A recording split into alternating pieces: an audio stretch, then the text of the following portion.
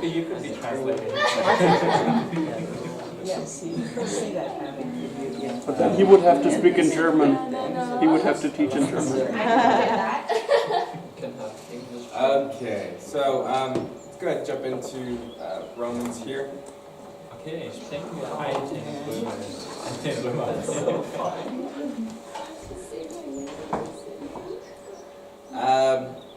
Obviously, this is pretty basic information. I think you guys have got this down. You can figure out who wrote it, right? Ich glaube, das ist ziemlich einfache Information, die ihr leicht herausfinden könntet, stimmt's? Also wer es im Brief geschrieben hat. Who wrote it?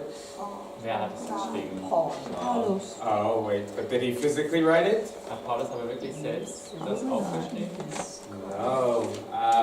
In this case, and maybe some other cases, a guy named Tertius actually physically wrote it, so it was most likely dictated to Tertius. In diesem Fall, und vielleicht auch bei manchen anderen Briefen, hat ein Typ namens Tertius das tatsächlich auf den Papyrus gebracht und wahrscheinlich wurde es ihm also von Paulus diktiert. And we know this because Tertius gives himself a little shout out towards the end in 1622. Wir wissen das, weil Tertius sich selbst so eine kleine Notiz, eine kleine Widmung hinterlässt im 16. Kapitel, Vers 22. Did you guys all catch that when you read it? Ist euch das aufgefallen, als ihr das Buch gelesen habt? Yes? No? It was on Friday. No? Yeah. Okay, let's jump to it then so you can just see it. Bringen wir mal kurz dahin. Hey, Romans 6, 22. I, Tertius, who wrote this letter, greet you in the Lord. Auch ich, Tertius, der ich diesen Brief für Paulus geschrieben habe, grüße euch in der Verbundenheit im Herrn. But don't freak out, he's not the theologian behind it. Paul is dictating. We'll talk why maybe another reason why Paul is dictating it to him a little later. Aber denkt dran, er ist nicht der theologische Kopf hinter dem Ganzen, das war Paulus. Und es gibt da vielleicht sogar einen Grund, warum Paulus es diktiert hat, dazu kommen wir später noch. And obviously, I hope you did see that he's writing to the saints in Rome. Ich hoffe, es ist euch aufgefallen im ersten Kapitel, dass er an die Heiligen in Rom schreibt. All right, but let's look at where Paul was when and when did Paul write this letter? Lasst uns mal schauen, wo Paulus war und wann er diesen Brief geschrieben hat. Let's go to 15:25. Kommen wir mal ins 15. Kapitel, Vers 25.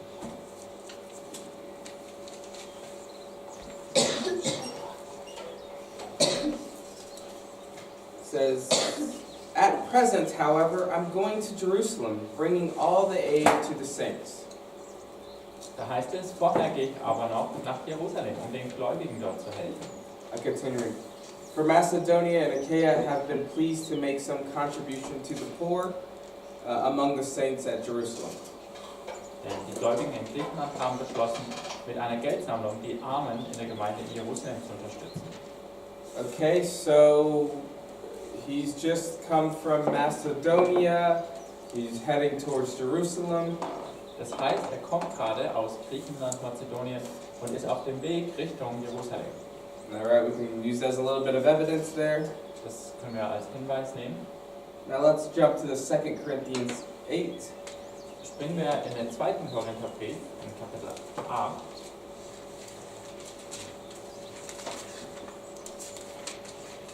Somebody want to read this? Now I want you to know, dear brothers and sisters, what God is in His kindness has done through the churches in Macedonia. They are being tested by many troubles, and they are very poor, but they are also filled with abundant joy, which has overflowed in rich generosity. For I can testify that they gave not only what they could afford, but far more, and they did it of their own free will. They begged us again and again for the privilege to sharing in the gift for the believers in Jerusalem. All right, so now we know there's a reference to that offering being mentioned in 2 Corinthians. Wieder hier, auch hier in 2. Korinther taucht diese Geldsammlung auf. So he's urging them to give. Und er ermutigt auch sie, sich daran zu beteiligen. Okay. Now, somebody jump to Acts 20. Kann jemand Apostelgeschichte 20 aufschlagen? Verses 2 through 3. Verse 2 bis 3. While there, he encouraged the believers in all the towns he passed through. Then he traveled down to Greece, where he stayed for 3 months. He was preparing to sail back to Syria when he discovered a plot by some Jews against his life. So he decided to return to Macedonia. Okay. So it slides right in there, and this is the third missionary journey. Ihr seht also, das passt genau da rein, den Bericht in der Apostelgeschichte, und wir können es in der dritten Missionsreise platzieren. All right. Can you read the next verse, some of the names that are in the next verse there in Acts 24? 20, verse 4. Ich kann noch ein paar Namen vorlesen, die in Vers 4 vorkommen.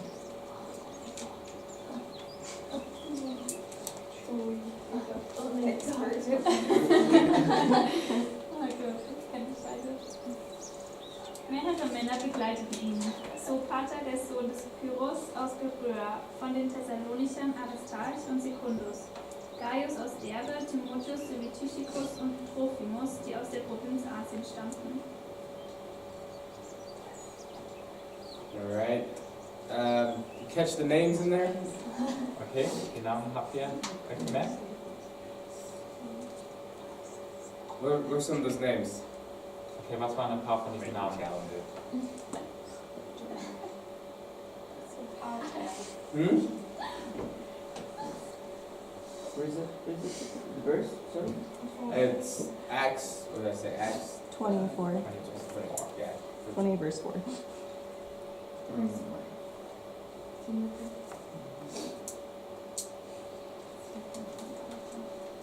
Give me some names. Sopater. Sopater, okay, it's okay to butcher them. It's okay. Don't worry, we always butcher them. We don't speak Latin, Greek, or Hebrew, so it's fine. We're always wrong. Sopater. Anything else? Timothy. Timothy?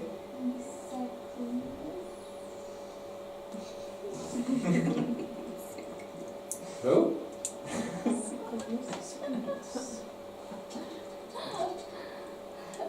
All right, well, you can observe those names with your eyes. Ihr könnt die Namen beobachten mit euren Augen. And then, so at the end of Romans, so back to Romans 16, verse 21, Am Ende von Römerbrief, Kapitel 16, Vers 21, he says, Timothy, my fellow worker, greets you. sagt er, mein Mitarbeiter Timotheus sendet Grüße. So does Lucius and Jason and Sopater, my kinsman. Sowie meine Verwandten Lucius, Jason und Sosipater. So you can see he's together with the same people as well. Ihr seht also, da tauchen ein paar von den gleichen Leuten auf. All right. Where are we now? So we could be pretty. Gaius is in there as well. Und Gaius taucht dann auch auf in Vers 23. Anyway, so we'd be pretty confident that this is somewhere in this time is when Paul wrote the letter. So that dates it 56, 57 AD. Wir können uns also recht sicher sein, dass es zu dieser Zeit war, dass Paulus den Römerbrief geschrieben hat. Und damit kommen wir auf ein Datum von 56, 57 nach Christus. Alright. So when did Paul plant the church? Wann hat Paulus denn die Römergemeinde gegründet? Wait, he's on a third missionary journey. Moment, er ist gerade noch auf seiner dritten Missionsreise. Did he go to Rome before that? Ist er jemals in Rom gewesen davor? No, he hasn't. Ja, bisher war er noch nicht in Rom. Paul hasn't planted this church. Paulus hat diese Gemeinde nicht gegründet. So this makes this letter unique in this way that Paul, he doesn't already have a relationship really with this church. Das ist recht einzigartig für diesen Brief, dass Paulus den Brief schreibt, ohne zuvor eine wirkliche Beziehung mit der Gemeinde zu haben. In most of his letters, Paul's been the evangelist, the pastor, the discipler, the spiritual father figure. In den meisten Briefen schreibt er zu einer Gemeinde, für die er der Evangelist, der Pastor, der derjenige, der Jüngerschaft gegeben hat und der so eine Vaterfigur für sie war. So, but in this case, he doesn't have this relationship. In diesem Fall aber hatte er noch keine solche Beziehung mit ihm. So, who planted the church in Rome? Wer hat die Gemeinde in Rom gegründet? And why is Paul writing to the Romans? Und warum schreibt Paulus einen Brief an diese Gemeinde? We're not completely sure. Also wir wissen es nicht genau. So here's a couple of theories. Hier gibt es ein paar Theorien. One is Peter possibly planted it. Eine mögliche Antwort ist Petrus. This is more the tradition of the Catholic Church. So besagt es die Tradition der Kirche. Obviously, Rome being the seat of the Catholic Church. Und Rom ist ja jetzt auch der Sitz des Papstes, das Zentrum der katholischen Kirche. And the popes related to being as under the seat of Peter. Und die Päpste, die sind angesehen als Nachfolger von Petrus. I'm not too good at Catholicism, but the way I understand popes, it's kind of like the succession line of being Peter as the foundation of the church. So verstehe ich diese katholische Tradition, dass das Ganze auf dieser Tradition fußt, dass auf Petrus die Gemeinde, die Kirche gegründet wurde. Okay? Another theory, which is maybe a little bit more favored or plausible.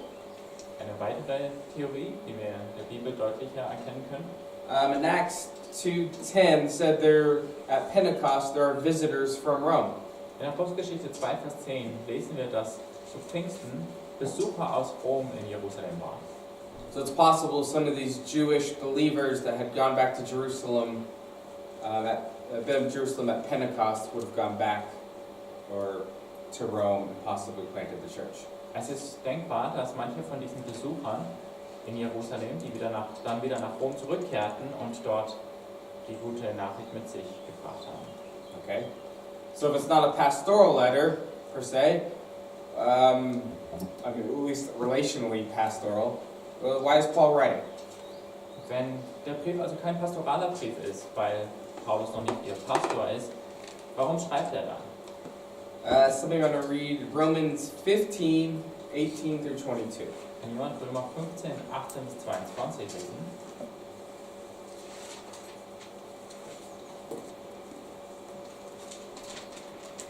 Ich würde es nicht wagen, auf etwas anderes stolz zu sein als auf Christus, der die anderen Völker durch mein Reden und Tun zu Gott geführt hat.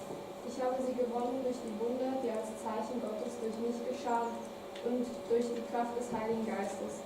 Auf diese Weise habe ich die Botschaft von Christus überall verbreitet, von Jerusalem bis in das Gebiet von Illyrien. Mein Bestreben war immer, die Botschaft da zu verkünden, wo der Name von Jesus Christus noch nicht bekannt war, und nicht auf dem Fundament aufzubauen, das schon ein anderer gelegt hat. Ich habe mich an das gehalten, was in der Schrift steht. Die Menschen, denen er noch nie verkündet wurde, sollen es sehen, und die, die noch nie von ihm gehört haben, sollen es verstehen. Das ist auch der Grund, warum mein Besuch bei euch sich schon so lange verzögert hat. Alright? So what do we see? Was sehen wir hier? Paul is focused on the unreached. Paulus Fokus liegt auf den Unerreichten. So, obviously, if the church has been planted in Rome, and Paul's reaching where the gospel is, why go to Rome?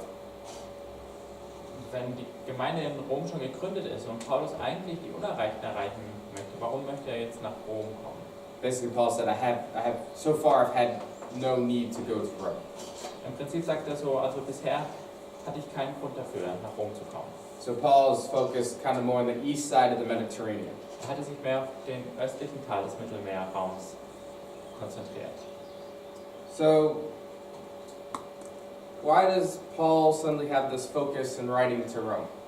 Warum hat er also plötzlich diesen Fokus auf Rom? So we continue on there in chapter 15, read verses 23 through 29. Kann jemand da weiterlesen? Kapitel 15 bis Vers 29. But now I have finished my work in these regions, and after all these long years of waiting, I am eager to visit you. I am planning to go to Spain, and when I do, I will stop off in Rome. And after I have enjoyed your fellowship for a little while, you can provide for my journey. But before I come, I must go to Jerusalem to take a gift to the believers there. For you see, the believers in Macedonia and Achaia have eagerly taken up an offering for the poor among the believers in They were glad to do this because they feel they owe a real debt to them. Since the Gentiles received the spiritual blessings of the good news from the believers in Jerusalem, they feel that the least they can do in return is to help them financially. As soon as I have delivered this money and completed this good deed of theirs, I will come to see you on my way to Spain. And I am sure that when I come, Christ will richly bless our time together. All right. So Paul has a few reasons that he wants to go to Rome. Paulus hat ein paar Gründe dafür, dass er nach Rom möchte. He's felt like he's got really nowhere else to evangelize in the East. Er hat das Gefühl, dass im Osten kein Ort mehr übrig ist, den er noch evangelisieren möchte. And he desires to see them.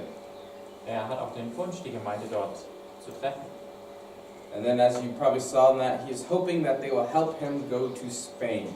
Und wie ihr wahrscheinlich hier auch gesehen habt, er hofft, dass sie ihm helfen, bis nach Spanien zu reisen. It's kind of a, it's actually kind of a support letter in a way. Man könnte sagen, es ist ein bisschen wie ein Unterstützerbrief. Okay.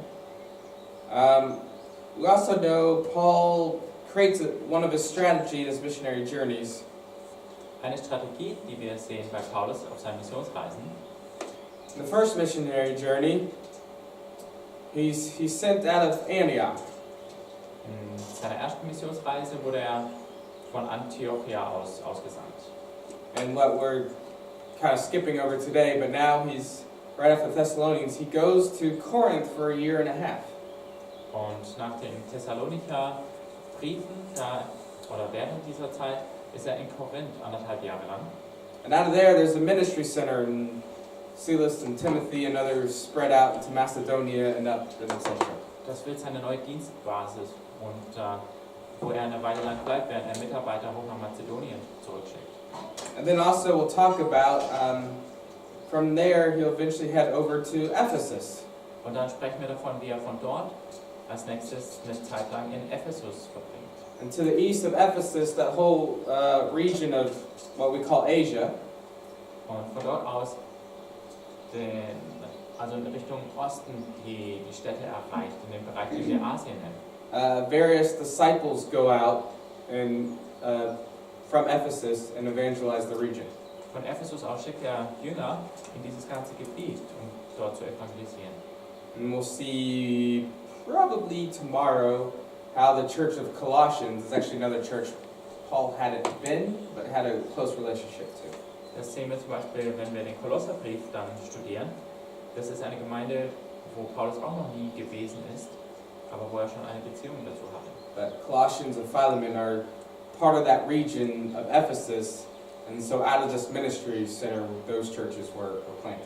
Das ist ein Beispiel für eine Gemeinde, die wahrscheinlich von Paulus Jüngern in dem erweiterten Gebiet von Ephesus gegründet wurde. And so, Paul, thinking that this part is evangelized, he's like, well, I want to go further west. Paulus hat jetzt also das Gefühl, dass dieser Teil des Mittelmeers schon ziemlich gut evangelisiert ist und er hat den Wunsch, weiter nach Westen zu gehen. So he wants to, and all these cities were influential cities. Und das waren alles einflussreiche Städte. So he wants to head west, and so he wants a new ministry center. Er möchte Richtung Westen ziehen und dafür möchte er eine neue Dienstbasis aufbauen. So he's writing because he eventually wants to create a ministry center. I think his desire is to create a ministry center in Rome. Ich denke, er schreibt diesen Brief, weil sein Wunsch ist, dort mit der Zeit ein neues Zentrum für seinen weiteren Dienst zu haben. And from there, hop out to Spain.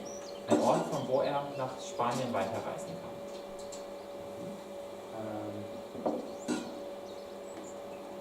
So this letter is creating a relationship with this church in Rome. Und mit dem Römerbrief schafft er eine Beziehung zu dieser Gemeinde in Rom. Okay? But it's a quite deep theological letter, right?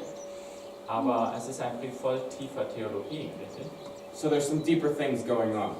Das heißt, es gibt auch noch ein paar tiefere Absichten, die er damit hat. Yes. I didn't have a question. Oh, it seemed like you just pondering. I'm taking it in, taking it in. It's okay. Just pondering. Good. Wow. Everybody with me? Yes, good. All right. So, yeah, it's a deep, complicated letter, isn't it? Es ist schon ein recht tiefer, komplizierter Brief, oder? That's one deep, long support letter. Also zumindest für so einen Unterstützerbrief geht es da ziemlich in die Tiefe. So obviously there's something deeper going on here, something more going on. Es ist offensichtlich, dass es da noch um mehr geht. So let's look at some of this background as to what was going on. Schauen wir uns ein bisschen was an Hintergrundinformationen an, was da los war. All right. So obviously the Roman Empire was one of the biggest helps to spreading the gospel because they had good roads, they had common language, etc. Das Römische Reich half natürlich bei der Verbreitung des Evangeliums durch die gemeinsame Kultur, durch die guten Straßen, die Verkehrswege und so weiter. It also led to a dispersion of the Jews throughout the empire. Es führte auch dazu, dass die Juden verstreut waren in diesem ganzen Reich. By the 1st century, there was a significant Jewish population in every major city in the Mediterranean. Im 1. Jahrhundert gab es eine bedeutsame jüdische Bevölkerung in jeder größeren Stadt im Mittelmeerraum. Thus, Paul and the other apostles were able to start in synagogues in most of these towns. Deshalb konnten Paulus und die anderen Apostel erstmal mit den Synagogen anfangen, wenn sie in eine neue Stadt kamen. Or at least a place of prayer. Oder zumindest an einem jüdischen Gebetsort in der Stadt. And of course, what important to understand with Paul's strategy is always went to the Jews first, then they accepted, rejected, or mixed, and then Paul would go to the Gentiles. Das haben wir ja gesehen bei Paulus. Seine Strategie war es, zuerst zu den Juden zu gehen und dann ihre Reaktion zu sehen. Entweder haben sie es angenommen oder sie haben es abgelehnt oder es war gemischt. Und dann hat er das Evangelium zu den Heiden gebracht. Again, that's what we talked about. Kind of what they say, the Jews understood the scriptures, they were expecting a Messiah, they've had a heritage walking with God, so it's a little bit easier for them to understand. Die Juden verstanden ja die Schrift. Sie hatten diese Erwartung auf einen Messias. Sie waren eigentlich bereit dafür. Das heißt, es war eigentlich logisch, zuerst zu ihm zu gehen, zu ihm zu predigen. And also seems like Paul, kind of recognizes, hey, they're the ones that have carried this burden, as we talked about, to bring the Messiah into the world. So they get the first stab at the gospel. Und es scheint auch, dass Paulus erkennt, das jüdische Volk sind diejenigen, die es diese Last getragen hat. Die haben den Messias in diese Welt gebracht und deswegen sollten sie zuerst auch die Chance haben, ihn anzunehmen. So a few times in Acts and in Romans, you're going to see Paul give this line to the Jew first and then the Gentile. Mehrmals sehen wir auch hier im Römerbrief, dass Paulus so sagt, erst den Juden und dann den Heiden. So that's how you understand that phrase a bit. Das hilft uns, diesen Ausdruck ein bisschen zu verstehen, den Paulus gebraucht. But about this time, other sources mentions that there is a sizable Jewish population in Rome in 59 BC. Yeah. Schon 59 vor Christus, sagen uns einige Quellen, gab es eine ziemlich große jüdische Bevölkerung in Rom.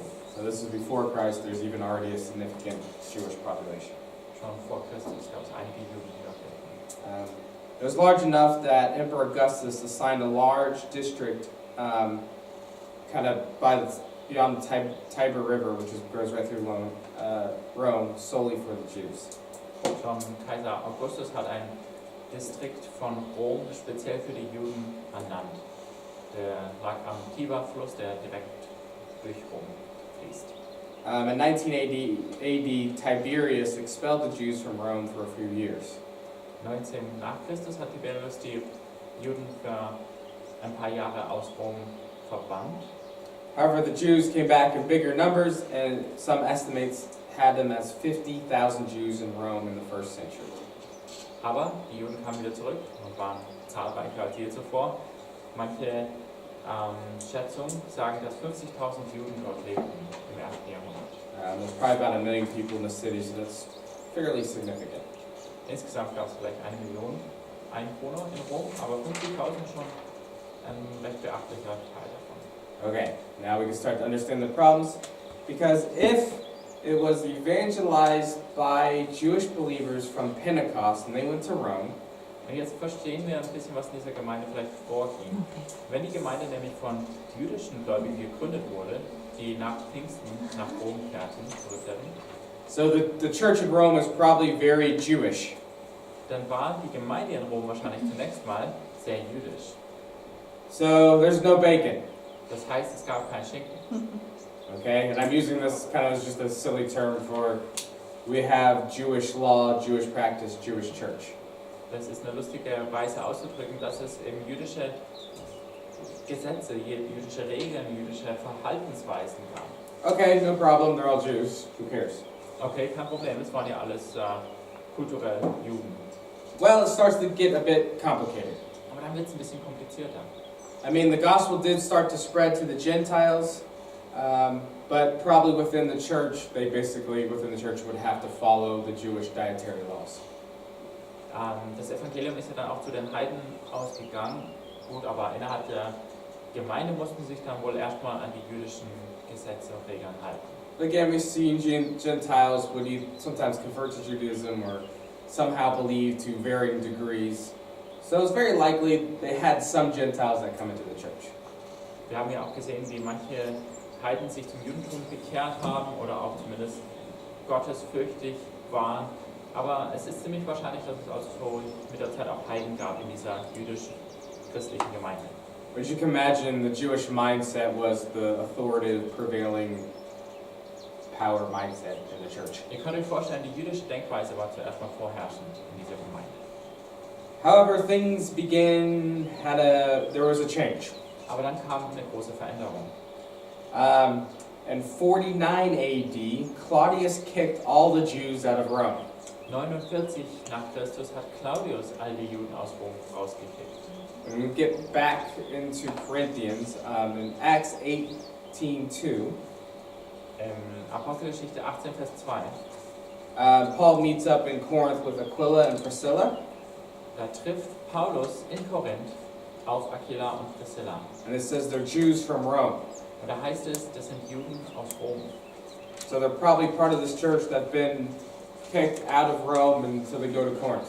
Und die waren wahrscheinlich Teil von diesen Juden, die aus Rom verbannt wurden und sind dann deswegen nach Korinth gereist. A Roman historian reported that the expulsion was a result of certain Jews making a disturbance about a man named Chrestus. Ein römischer Geschichtsschreiber hat festgehalten, dass der Grund für diese Verbannung war, dass manche Juden eine große Diskussion angezettelt haben über einen Mann namens Christus. So is it something different, or is it? It could have been this whole idea, maybe within the Jewish community, that there was this fight over gospel, or again another fake Messiah. Es ist die Frage, was ist dieser Christus? Ist das was anderes? Oder könnte es sein, dass das Diskussionen zwischen Juden und Judenchristen innerhalb von Rom waren? But in any case, the Jews are kicked out. Auf jeden Fall werden alle Juden erstmal aus Rom verbannt. And what's left behind is a Gentile church. Was dann übrig bleibt in Rom, ist eine heidnische Gemeinde, der heidnische Teil der Gemeinde. Bacon. Bring on the bacon, everybody. Jetzt gibt es wieder Schnitzel. Now the Gentiles have freedom to be believers, to be like Gentiles and believers. Jetzt haben die heidnischen Christen dort die Freiheit, in ihrer heidnischen Kultur zu leben und trotzdem Jesus nachzufolgen. This makes the message of Christianity a lot more attractive. Was die Botschaft des Christentums auch für andere Heiden viel attraktiver macht. Eat your pig, don't get circumcised, etc., etc. Dass sie gerne eine Schnitzel holen, muss sich nicht beschneiden lassen und so weiter und so fort. So it's likely in this time that the Gentile church grew. Es ist also recht wahrscheinlich, dass die heidnische Gemeinde dort jetzt auch wuchs. And maybe some of the Gentile believers from the east moved into Rome. Vielleicht sind auch heidnische Gläubige aus anderen Städten weiter östlich nach Rom gezogen. Okay, now here's where the real problem starts. Aber dann kommen wir jetzt zum echten Problem. 5 years later, in 54 AD, Claudius dies. Denn 5 Jahre später, 54 nach Christus, stirbt Kaiser Claudius. Nero comes into power, decides he's okay with the Jews being in Rome. Nero kommt an die Macht.